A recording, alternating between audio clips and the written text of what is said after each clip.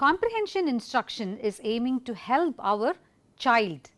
When I mean our child, a child with specific learning difficulty, to understand the passage better and also to remember whatever he has read and also to retrieve or to communicate what is being read by him or also being heard by him. It can be either way, whether he has heard the passage or he has read the passage, he has to understand it and he has to understand it the way it has to be understood that in the passage and also to remember and communicate. Now, comprehension instruction has two important components, the listening comprehension and the reading comprehension. We will first now look into listening comprehension. As the name suggests, the passage is going to be heard by the child. The teacher is expected to read the passage and the passage will be heard by the child and the teacher will then pose questions to the child and the child will give out the answers. So, this is listening comprehension and this is an auditory activity. I am going to read a passage to you and later on I will be asking some questions based on the passage. Shall we begin? The magic man came to our school. He did a magic show. We saw some tricks. The magic man had a black hat and a magic wand. He played some fun music. The little white rabbit was there. He was cute. The magic man then talked to us about some tricks. We had a good time. You all got the passage? Now, I am going to ask some questions. Who came to our school? The child is expected to just give out an answer. If the child is much younger, you can also provide him with some options like the magic man, the teacher, lawyer or any other word that comes to your mind. The child has to then choose an option that is from the one that is being provided to him. About whom are we speaking in this passage? The rabbit, the magic man, the teachers. About whom are we speaking? Yes, the child will then answer, it is about the magic man that is being spoken in this passage. We will move on to the next question. Which happened first? The little white rabbit came out, the magic man played some music, the magic man came to our school. What should you think the child should answer? The child should answer the magic man came to our school, in which case you would know whether the child has understood the passage, whether he has known the sequence clearly and whether he has heard it clearly, that is more important, right. What does the word trick mean here? Magic? Cheating? What does it mean? Yes, the child should have understood that it is the trick. The word trick here denotes magic, it is not cheat. For generally in local language we will say, don't trick me, isn't it? So, the child should understand the word in context. That is all what is about comprehension, isn't it? So, if the child has understood the word, then he will immediately choose the option magic. There is a word in the passage that denotes opposite of big. Can you remember that word? The child will have to remember the word little, right. Then the child will immediately connect it to the opposite that he has already learned and then give out the word little. So, in this way the child's vocab and the child's meaning of the understanding of the entire passage is being paid attention to. We will now put out a passage for you, so that you can see, though it is an auditory activity, we are just going to put out a passage for you, so that you can have a look at it and later on the questions and how they are all based on. I hope you have all read the passage. Now, let us see the questions and the basis of how this questioning is being done. If you can see, we are now going to check for attention, whether the child's attention has been sustained throughout. Though the passage was put up, this passage will be read out to the child by you. So, the child should be paying attention. To get the see whether he has you will be checking for attention. Next thing is whether he has understood the passage in context. Like what we did in our earlier role play, he should have understood in context, right, the difference.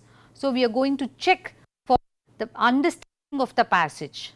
So, we are going to make a question based on it. Then we are going to find out the sequencing part of it. So, he has to know the entire. The fourth one, we are also going out to bring his reasoning into it. So, whether we are going to increase or we are going to improve thinking. So, for give him a reasoning question, and not but last, you can also test him for his vocabulary. So, whether he has had this vocabulary with respect to that passage. So, whether he is able to remember it and retrieve it and say it out. Now, shall we go on to the questions? Based on the passage we saw, the questions are now being put up. Now, when did the cat run into the garden? What should you think the child should have answered? You can give an option, of course. The options you can give are maybe morning, evening, night or day. So, the child should pick up the particular word that has been exactly given in the passage. How many pets did the child have? Do you think the child would have understood? Only if he has understood the passage will he be able to give you an answer to this question. He should have understood that both the cat and the fish are his pet, right? The next question, on which did the cat jump first? If you remember your passage, the child should say floor first, isn't it? First he jumped on the floor, then he went on the chair, and then he moved on to the table. Then why do you think the boy had to keep an eye on the cat? What do you mean by an eye on the cat? The child should not take the literal meaning here. The child should understand the meaning to keep an eye on the cat, which means the boy should always look at the cat. Why? Because it might eat the fish. So, this reasoning, this logical thinking should have happened, should be built in the child. That is why this question is being posed to him. Then give a word for mother and father. What do we call them together? Yes, again the child's vocab should be in place to tell they are called parents. It is not been provided in the passage, but the child should be knowing about this and saying it aloud. So, friends, so far we have showed a sample to you and a role play to you as to what is it that we as teachers will be doing in listening comprehension, and how this is going to enhance the child's comprehension capabilities. As I said, there are two important components, one was the listening comprehension, the other was the reading comprehension. Shall we now move on to the next important component, that is the reading comprehension? We will now move on to a comprehension passage. The one that has been shown to you here is A Little Christmas Story. One Christmas, we saw Santa Claus at our school. He gave each of the children a toy and a watch. I told him my name, but I did not want to tell him goodbye. I ate cake, then I put on my coat and went out the door. There was snow on the ground that day. We got some wood and we made a fire. We had fun. See, this is how the child is expected to read so that he understands. We want our children to read fluently, else the comprehension suffers. The child will not be able to understand as and when he reads. When I say fluently, he must be able to recognize the word instantly and or decode the word and read it with ease. He should not make an effort to do it, and he should do it automatically. Now, we want our child to read fluently so that he understands the passage as and when he reads. Not only that, if he is going to struggle to read a particular word, we know that mental fatigue sets in, and so hence we want him to instantly recognize and read a word or decode a word, and this has to be done effortlessly, so that his understanding of the passage is there. Now that we have seen that our child is able to read fluently, now we will get on to the other activities to see whether he has understood the passage. First activity that we can do with our children is to fill in the blanks. In this case, the child will have to read the question and then go back and scan the passage and look out or pick up the particular answer and then get back and fill it. If the child is not able to, this can be done as a written activity at a later stage, but first we do it orally. Let us now move on to the activities. The first activity that has been given to you here is fill in the blanks. For example, one Christmas, there are two blanks came to our school. What am I going to fill in the blank? I will immediately go up to the passage and see it has to be Santa Claus. What did I do here? I went back to the passage, I scanned for those words, I located them, and then I am able to place it in that particular place and give out the answer. So, this way the scanning and skimming of the passage is being taught to the child, or the child learns this skill. The next activity being plurals. So, when I say child, what would be the plural of the word child? Again, the child has to retrieve it from his long term memory. This, the word children, he must have already learned. He should remember it, go back to it and then locate it and then put it. The next activity is matching the words in column A to the words in column B. Similarly, we can go over the other activities, like we have a match, then we have an unscramble to know the spellings, then we have so that give one word for they read it and they get the word and they place it, and also the past tense. I am sure you will all be doing almost all these activities with your children. Let us now move on to the steps that have to be followed while doing reading comprehension with a learning difficulty child. First of all, the passage that is to be selected is to be of the child's interest. If the child is a younger child, age 5 or 7 or 8, then the topic that is being selected should be accordingly that is of interest to him. In case the child is about 7 or 8 years old and we choose a topic in cooking, that is not going to be of interest to him. So, something which the child likes to read. Okay? So, that kind of a topic should be chosen. Then, having chosen such a topic, let us now discuss the main idea of the passage. What is it the passage is talking about? And after which we will put down the words, the most difficult words for the child on the board, so that he knows or recognizes the word in isolation and he is able to read the word in isolation. When he gets a hang of how to read the word, he will be able to fit into the passage to read it fluently along within the passage and also derive the meaning for it.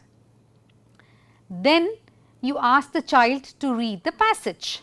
In case the child is having a problem, we then go on to phrase it for him and help him in phrasal reading. So that enhances his comprehension. Then you ask the child to make the questions. For each and every line, the child can be asked to make a question so that he understands the passage thoroughly. When we make a question, we understand the relationship. Only when we understand the line or the sentence that has been given to us will we be able to make a question. After you have asked the child to read the passage, now make the child read the questions that are given beneath the passage. Having read the question, the child will now go and look at the passage and locate the answers for those questions, as we did in the passage that we just showed you. If the child is unable to locate the question, then you help the child, give him clues, prompt him so that he is able to locate the question. Then the child must have understood the passage, only then he will be able to locate the answers for the questions. Later on, you can ask him to make a poster of as to what I know. From whatever he has read, he should be able to make a poster as to what he has understood of from the passage that he has read so far. As I was telling you, after reading the questions, the child would be now locating the questions, answers for the questions. He should now answer the questions. Now, for when he is going to answer the question, you please encourage him to answer in past tense. For example, who was there? So, he has to tell there was. He should not bring present tense into while answering the questions. So, we should constantly encourage the child to answer in past tense and also in complete sentences. The child will immediately give you a monosyllable answer. So, he has to answer in complete sentences.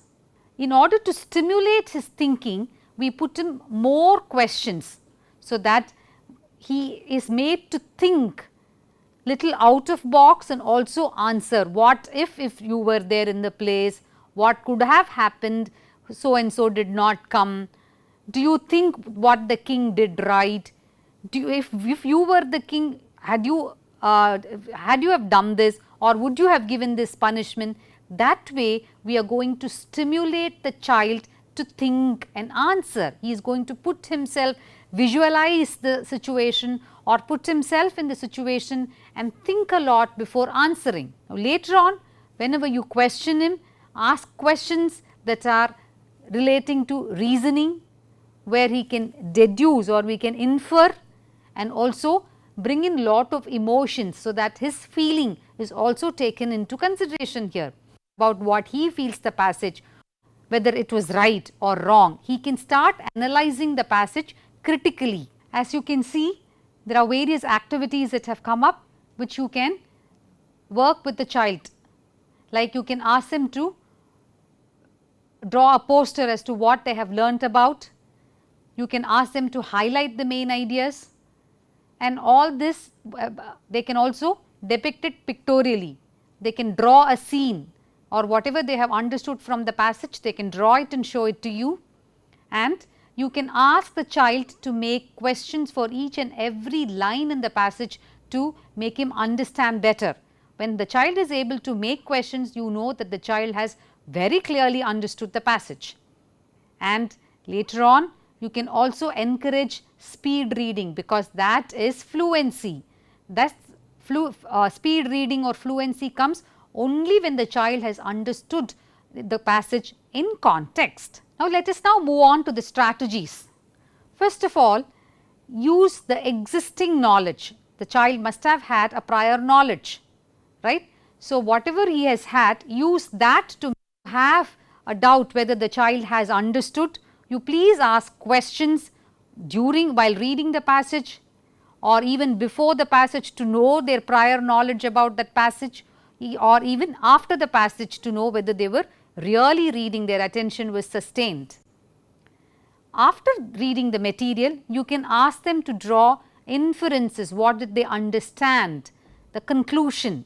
You can ask them, even if at all you need not even go to the conclusion, you can ask them to think about what could the conclusion be.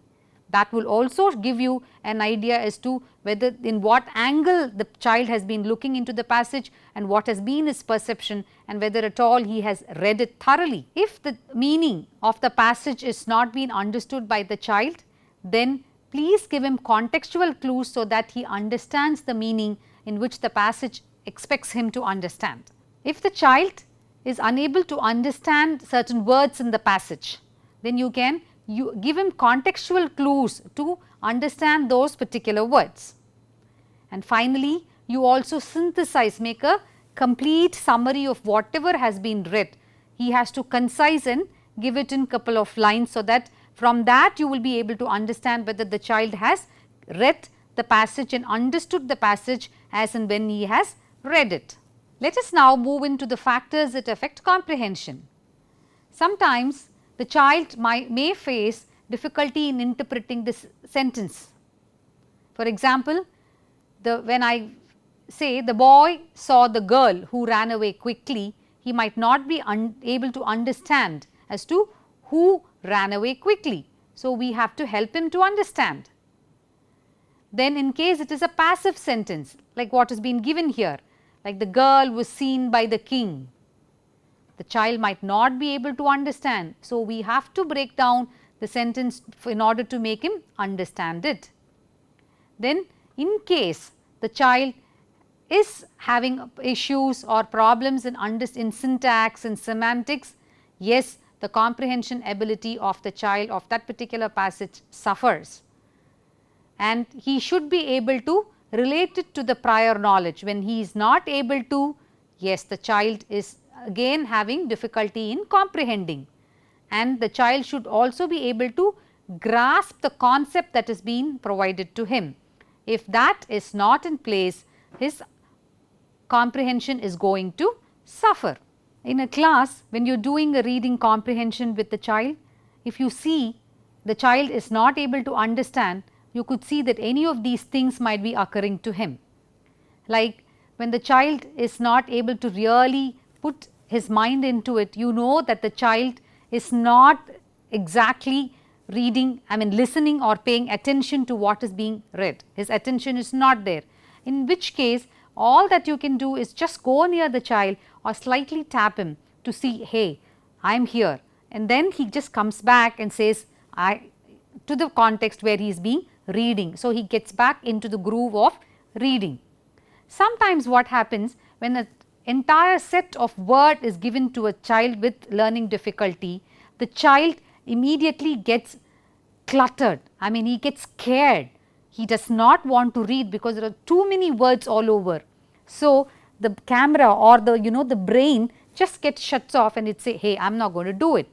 So, in which case you can just break it down into small chunks or give him much more space, so that it is all not together for him to enable.